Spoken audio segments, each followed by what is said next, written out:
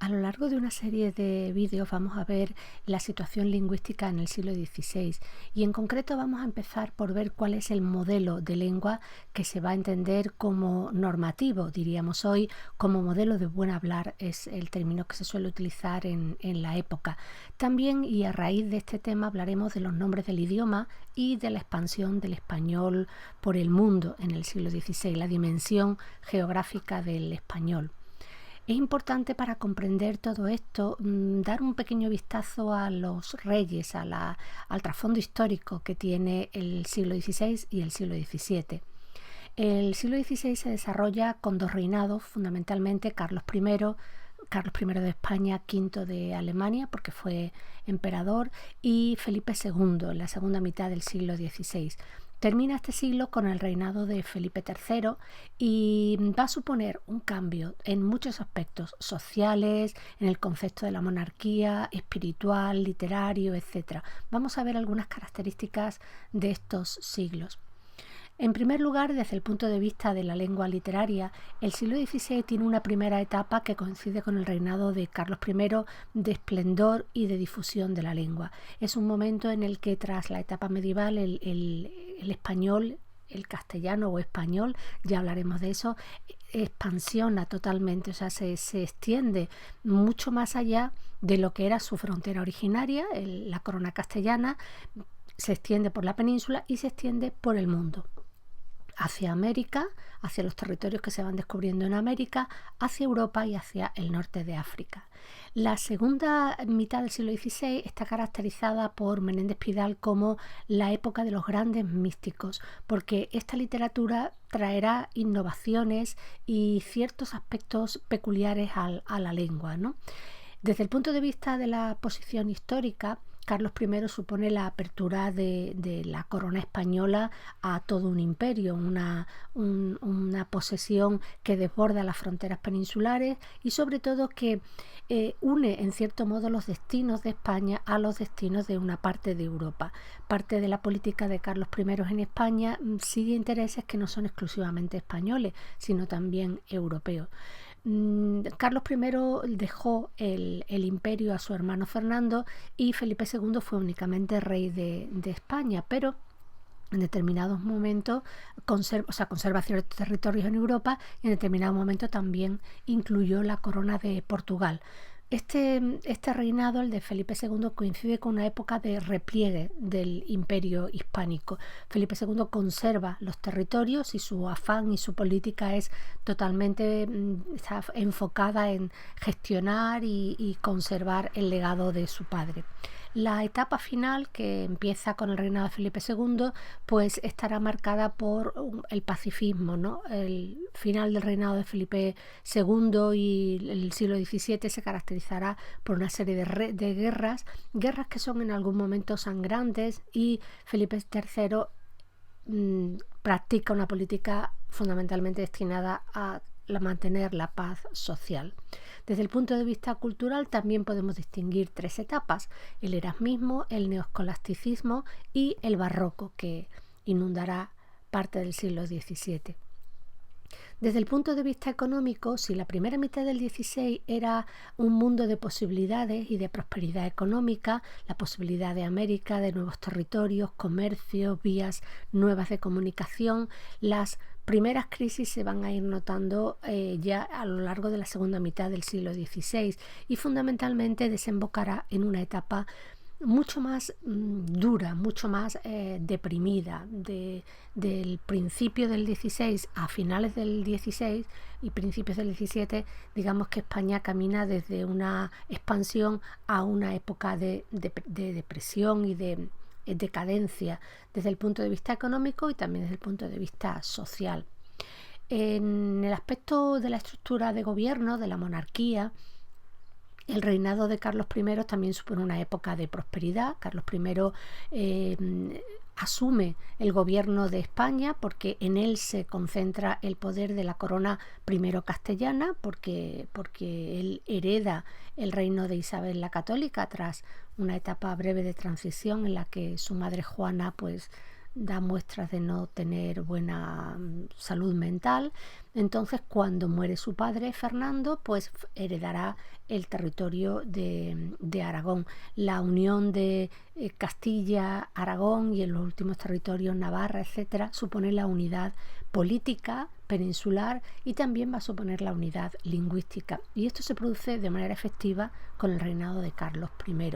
En el caso de la segunda etapa del siglo XVI, en el reinado de Felipe II, se van a producir las primeras fisuras en esta monarquía tan sólidamente planteada y con tanta proyección en Europa. Y finalmente, el principio final del XVI, principio del XVII, se va a ir planteando una crisis que es económica y social. Desde el punto de vista de la monarquía, el siglo XVII ofrece un cambio radical, porque ya con Felipe III va a empezar la época de los válidos. Y si bien es cierto que Felipe III tuvo 2 o Felipe IV, pues Carlos II tuvo unos cuantos, ¿no? Los válidos son individuos que asumen poder y en los que el rey delega la gestión. Eso quiere decir que la monarquía como tal pierde control y muchos de estos válidos van a seguir una serie de intereses exclusivamente personales. En definitiva, y lo que nos importa también para efectos lingüísticos es que no va a haber una visión de la monarquía general, sino que el rey está informado, digamos, parcialmente o tiene una capacidad de decisión o de influencia a veces muy mermada, porque en realidad, de manera efectiva, quien tiene el poder son los válidos. En algunos casos, esta figura era necesaria porque realmente el gobierno había adquirido una enorme dimensión, pero en otros casos también tiene que ver con las circunstancias personales o con la capacidad, en definitiva, para reinar de alguno de estos reyes. Y coincidiendo con esta situación de los válidos, también se va a producir la venta de cargos.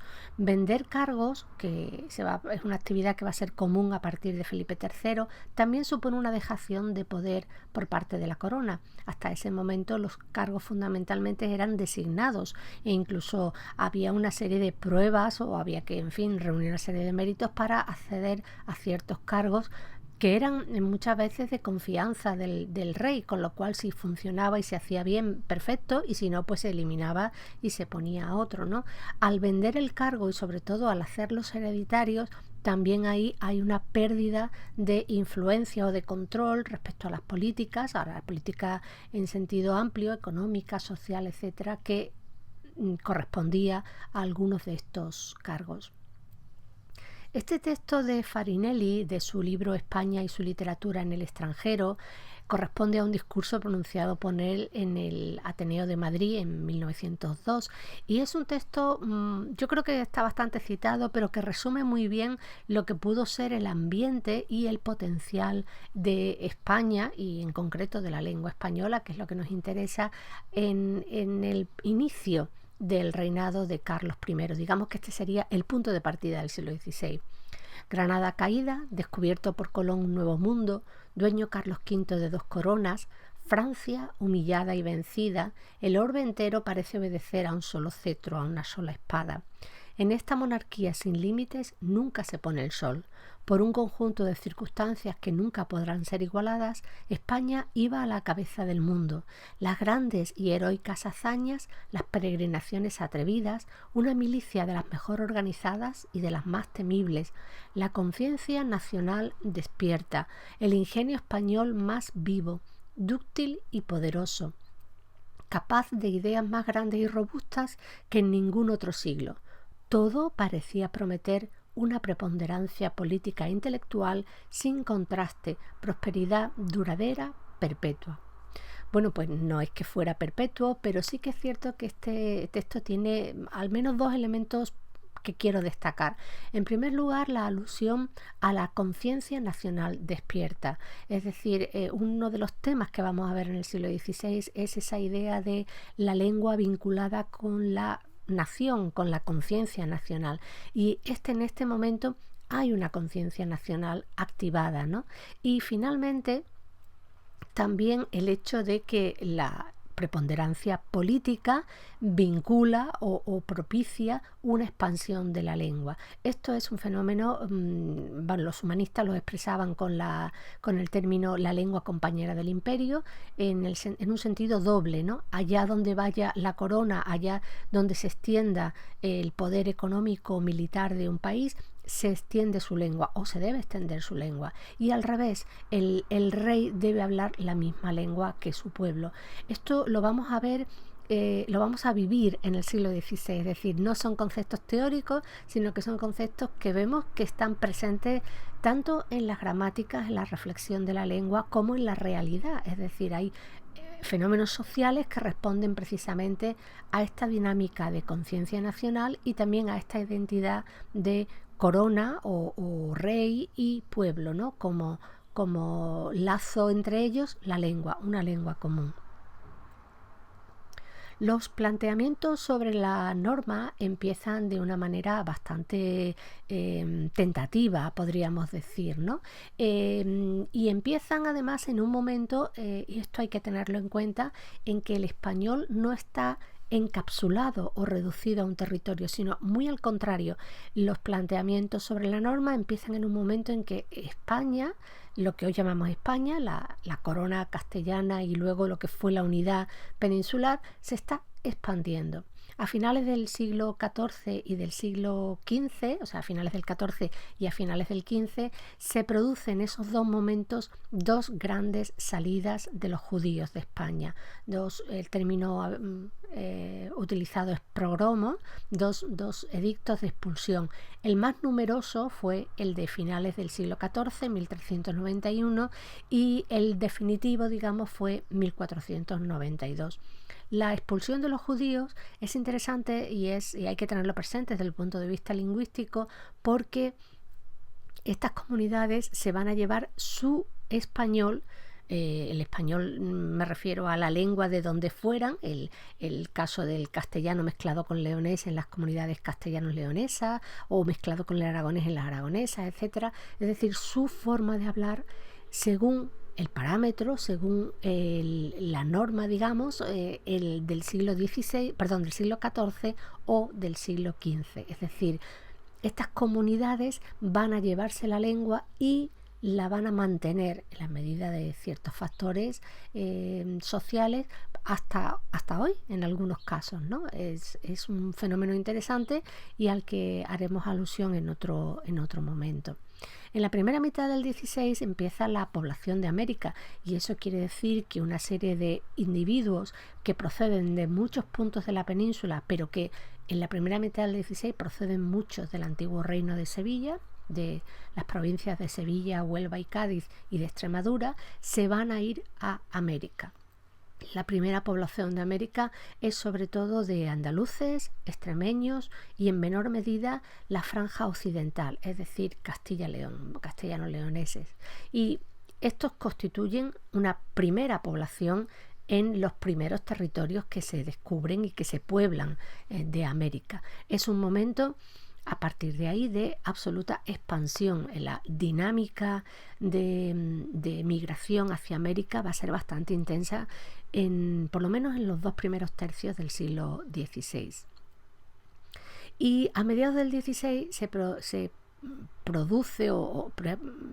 se consolida la expansión de España por Europa. Esa primera mitad del XVI va a estar caracterizada por guerras, conquistas, presencia española en Europa. Aparte de que, como decía, al ser Carlos I, al ser nombrado emperador austrohúngaro, pues va a tener bajo su mando los territorios europeos más extensos y más codiciados. Hay una presencia española que va desde el norte de Europa, desde los territorios de Flandes hasta la bota de Italia, ¿no? hasta el sur de Italia.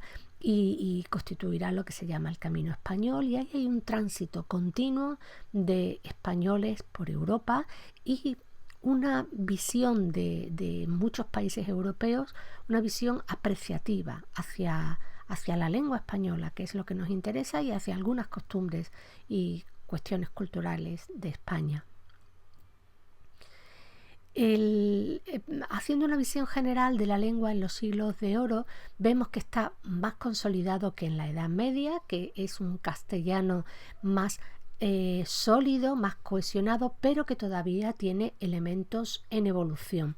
De hecho, hay elementos en los fonemas sibilantes medievales que todavía van a estar ultimando su proceso de consolidación. También podemos apreciar que el concepto de corrección lingüística es muchísimo más amplio del que tenemos hoy. Hoy, cuando queremos saber si algo es correcto o no es correcto, lo consultamos con los criterios académicos. No hay academia en la época y los conceptos de corrección se basan en distintos parámetros, ¿no? Vamos a comentarlo. Ahí se está produciendo un proceso de selección. Todavía quedan muchas variantes medievales, algunas de las cuales se van a ir eliminando, y hay una cierta cabida a la innovación lingüística. Y finalmente, otro elemento importante para entender el español de este siglo de oro es la imprenta. La imprenta va a contribuir no solo a una difusión de materiales que se leen, ¿no?, y de gramáticas, etcétera, sino también a la fijación de los usos a través de la impresión. Es decir, el texto escrito impreso contribuye a la fijación de usos lingüísticos y literarios. Tres autores podemos señalar como fundamentales por ciertos motivos que vamos a ver en la época: Juan de Valdés, Garcilaso de la Vega y Juan Boscán. Juan de Valdés va a hacer una importante reflexión lingüística en una obra que se llama Diálogo de la Lengua y que no tiene desperdicio para todo lo que es entender el debate lingüístico. Garcilaso de la Vega es soldado y poeta y es autor de uno de los mejores versos de la lengua castellana. Supone también un modelo de lengua. Y Juan Boscán es interesante, sobre todo porque va a traducir la obra de Baltasar de Castiglione, El cortesano, y es un tipo de traducción que trasciende lo que es meramente la traducción estricta del italiano al español, sino que va a volcar o a trasladar a un buen castellano lo que es el original italiano, y en ese sentido también va a ser un elemento importante para decidir la norma lingüística. Boscán lo expresa así: yo no terné en la traducción de este libro a ser tan estrecho que me apriete a sacalle palabra por palabra. Antes, sin alguna cosa en él se ofreciere, que en su lengua parezca bien y en la nuestra mal, no dejaré de mudarla o de callarla. Es decir, no se va a limitar a una traducción literal y no va a dejar de cambiar algo que no se adapte bien a la estructura o a la expresión en castellano. Y aun con todo esto, he miedo que, según los términos de estas lenguas italiana y española y las costumbres que entre ambas naciones son diferentes, no haya de quedar todavía algo que parezca menos bien en nuestro romance. O sea, y aún así, pues teme no haber hecho un buen trabajo, pero sí que lo hizo, y esa traducción es muy importante. Es el momento también en el que va a haber un orgullo, una cierta sensación de orgullo hacia la lengua castellana. La lengua castellana ha pasado de ser una de las lenguas romances peninsulares en época medieval a ser la lengua que sirve como medio de comunicación entre hablantes de distintas lenguas peninsulares, ¿no? Entonces hay un momento de sentimiento de orgullo de hablar castellano y de que sea el idioma general, y un reconocimiento hacia el castellano como una lengua más adecuada para la expresión que otras lenguas peninsulares. Y en este sentido también se va a establecer una cierta contienda con el latín, es decir, el castellano es tan buena lengua como el latín, merece el prestigio y el reconocimiento que tiene el latín o no. Pues Pedro Mejía, en 1550-52, escribe Silva de varia lección, y ahí expresa de manera contundente: la lengua castellana no tiene, si bien se considera, por qué reconozca ventaja a otra ninguna. No sé por qué no osaremos en ella tomar las invenciones que en las otras y tratar materias grandes. Mejía reivindica el uso del castellano para cualquier tipo de tema, incluso para aquellos temas científicos, teológicos, jurídicos que estaban reservados al latín. El castellano no tiene ningún demérito, tiene cualquier ventaja que pueda tener otra lengua y por lo tanto, como dice él, no sé por qué no osamos tratar en ella pues todos los elementos que se suelen tratar en las materias grandes, en las materias que estaban reservadas a los ámbitos científicos y normalmente se expresaban en latín. Menéndez Pidal, en su trabajo El lenguaje del siglo XVI, da muchos testimonios favorables hacia el español, es decir, por parte de autores y de hablantes de otras lenguas peninsulares, de autores leoneses, de autores castellanos, valencianos, catalanes, aragoneses, etc.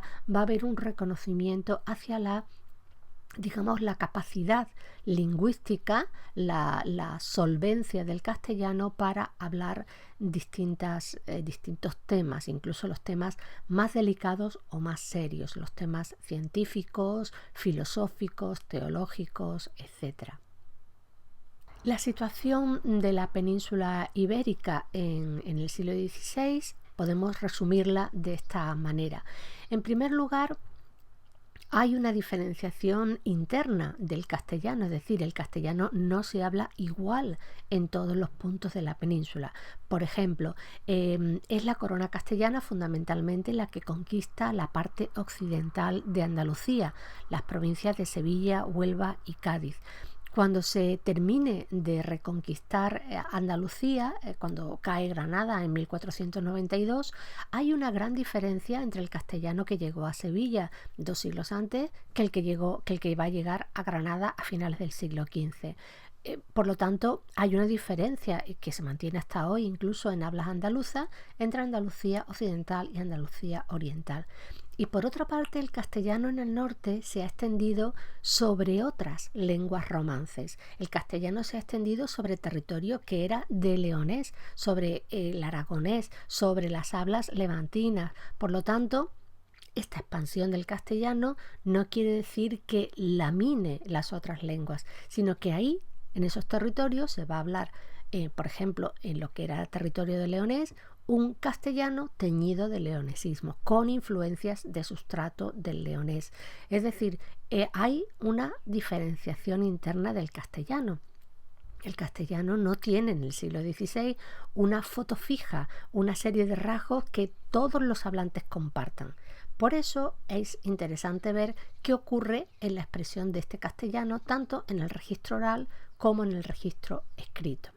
En el registro oral se hacen presentes lo que llamamos variedades regionales, es decir, pues todas estas características lingüísticas, toda esta diversificación del castellano va a estar presente en la oralidad y está presente incluso en personajes importantes. Quiero decir que hay características regionales que no hay que asociar necesariamente al hablante popular, sino que pueden estar presentes en algunos hablantes cultos, ¿no? Pues por ejemplo, como ustedes saben, Juan de Valdés criticaba a Antonio de Nebrija aspectos de su gramática porque decía que era andaluz y en Andalucía la lengua no estaba muy pura, ¿no? Con el sentido de que Nebrija se había dejado influir por su variedad regional para tomar algunas decisiones gramaticales. Bueno, ese es otro tema que habría que puntualizar, pero lo muestro como ejemplo de que las variedades regionales no hay que asociarlas al hablante vulgar, sino que pueden estar presentes en hablantes cultos. La presión del castellano como variedad expansiva y prestigiosa va a ser creciente, es decir, en la conversación, en el registro oral, cada vez más son los casos en los que hablantes que harían un discurso o hablarían en una lengua regional, pues van a utilizar el castellano. Pues poco a poco los hablantes aragoneses o los hablantes valencianos, etcétera, van a ir utilizando como registro oral el castellano. Es importante considerar que desde finales del siglo XV aumenta el nivel de alfabetización y esto tiene su interés porque evidentemente cada vez más son los individuos que no solo hablan el castellano, no solo tienen un registro oral, sino que van a ir accediendo a una cierta formación gramatical. A finales del siglo XV, con el ascenso de la burguesía, realmente la creación de una burguesía como una clase sólida, empieza a aparecer un cierto aprecio por aprender a leer, escribir y a aprender las reglas de sumar, restar, multiplicar y dividir, ¿no? La burguesía realiza negocios y tiene una actividad comercial, y es necesario, es conveniente para esa actividad comercial tener una alfabetización. En la segunda mitad del siglo XV habían empezado a funcionar bastante bien las escuelitas dominicales, ¿no? O sea, una pequeña educación para los niños el domingo tras la misa, etcétera, pero una cierta posibilidad de que individuos que no pertenecen a una nobleza o que no tienen un poder adquisitivo especial, pues pudieran ir aprendiendo un poquito a leer y a escribir. Y esto va a crecer durante el siglo XVI. Y también vamos a asistir a una diferenciación habla culta o habla popular. No solo va a haber una variación regional, sino que se va a empezar a producir una estratificación sociolingüística. Y, por ejemplo, cuando se hable de una variedad regional, como el andaluz, algunos autores van a distinguir entre lo andaluz y lo muy andaluz. Es decir, lo que se supone que es propio de un registro oral culto y lo que se supone que es propio de un registro ya muy popular. Desde el punto de vista escrito no hay duda, el castellano va a ir siendo la variedad, la lengua preferente para la escritura, cada vez más conquistando esos temas que tradicionalmente estaban reservados al latín. Todavía hay tradiciones gráficas propias de algunos territorios. Si bien es verdad que a partir de Alfonso X, el siglo XIII-XIV va a ser un momento de selección grafémica, poco a poco se van a ir desprendiendo el castellano de ciertos usos grafémicos, pues todavía en el siglo XVI queda bastante variedad a la hora de expresar gráficamente los sonidos de la lengua. En algunos casos, en algunas zonas, todavía hay costumbres escriturarias propias que poco a poco irán cediendo. Y un aspecto muy importante es que vamos a ir viendo en la grafía cada vez más, ya ocurría en época medieval, pero cada vez más vamos a ver en la grafía la representación de características que son dialectales. En algunos casos sin intención, porque el individuo escribe como puede y no tiene un alto nivel de alfabetización, y esto es muy interesante porque, claro, frente a la época medieval, donde escriben pocos individuos que tienen mucha cultura, a lo largo del siglo XVI va a haber muchos más individuos que escriban con menor nivel de cultura, ¿no? Por lo cual, pues para el estudio lingüístico es muy interesante porque accedemos a documentos que no están escritos por individuos muy conocedores de las reglas ortográficas, de la pronunciación, etcétera, y podemos tener más acceso para tratar de imaginar cómo era la lengua real, oral, en el siglo XVI. Por otra parte, como la expansión del español por el mundo es grande, pues por ejemplo todo lo que es el gobierno con América o todo lo que es el contacto con América es a través de documentación escrita, y desde América van a escribir individuos de muy distinta procedencia peninsular y escriben como pueden. Es decir, el que tiene un conocimiento alto de la lengua pues escribe muy bien, pero el que no lo tiene pues escribe como puede exactamente, ¿no? Con lo cual, realmente, y frente a la época medieval, los siglos de oro nos presentan una enorme cantidad y variedad de documentación para estudiar el español de esa época. Además, la grafía va a tener también cabida a usos regionales como tópico, es decir, se va a empezar a utilizar el tópico lingüístico utilizando para ello ciertos registros grafémicos. Eso lo podemos ver muy bien en el teatro del siglo XVI y en algunas obritas o novelas de la época. Pues este sería el planteamiento general del siglo XVI y XVII en lo que se refiere, digamos, a las grandes coordenadas de la lengua, la política y la situación social de la época. En un próximo vídeo hablaremos de la norma, del concepto de norma y de sus variantes en el español de los siglos de oro.